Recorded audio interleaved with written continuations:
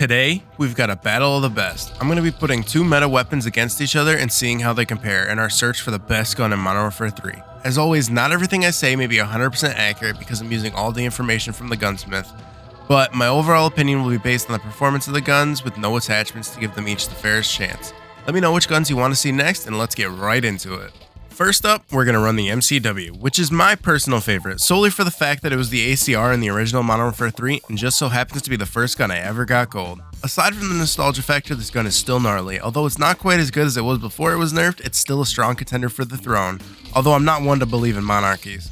The MCW is one of the best guns in Modern Warfare 3 and there's no doubt about it, and when built properly, it's a demon.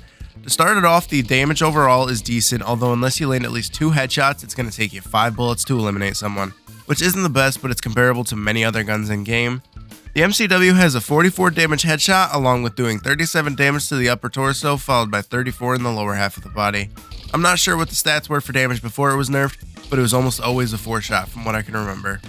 Although the damage isn't what it used to be, it still has a very high damage range, which means you won't lose any power within 26.7 meters or about 90 feet. This is very good for when your targets are in the mid-range area because your weapon will still have its full potential. And with only an 8-degree horizontal recoil, it's much better for hitting those consecutive shots needed with the lower damage of the MCW.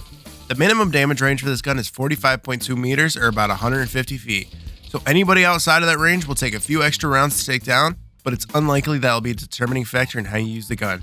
And with certain barrels or changing the ammunition you're using, you can greatly increase the range in which this gun performs, and with a 710 meters per second bullet velocity, your bullets will reach their intended targets in a fraction of a second. Now for the recoil. The MCW has a very minimal horizontal recoil, as I stated before, meaning that it won't bounce around off target very much, but it does have a 60-degree vertical recoil, which can be countered by moving your mouse or thumbstick slightly downward while firing. The pattern is pretty consistent, which means it's much easier to learn how to control this gun so that you may become proficient with it much quicker, even with the lesser power of it. And the mobility and handling of this gun is almost a negligible difference compared to the Holger, but every little bit helps. The overall movement speed is 4.9 meters per second, along with a crouching movement speed of 2.4 meters and a sprint speed of 5.5 meters.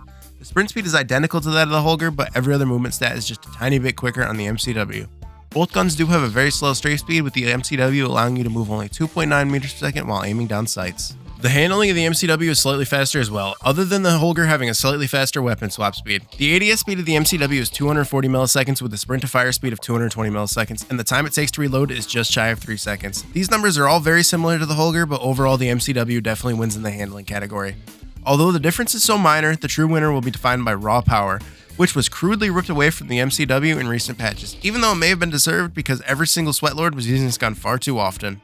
But enough of that now, we're going to take a quick look at the Holger 5.56. This gun holds a special place in my heart because it's modeled after the H&K G36, which is a beautiful gun, although it's not the most aesthetically pleasing. It's been used in the German military since the mid-90s, but this isn't a history lesson, unless we're talking game history. The gun was originally brought into the game, I believe, in the original Modern Warfare back in 2007. The Holger has significantly better damage compared to the MCW, doing 54 damage per headshot and 42 damage per shot anywhere else on the body, almost guaranteeing a 4-shot kill. This gun definitely wins in the strength category, but that's not the only factor I'm going to take into consideration. This is paired with a significantly better effective damage range of 36.8 meters or about 120 feet. This means it does its max damage 133% further than the MCW, with the minimum damage range being almost identical. This means you can be much further away from the enemy while still taking advantage of this gun's full potential. Although the bullet velocity is 20 meters per second slower, your bullets will still reach their destination in under a tenth of a second.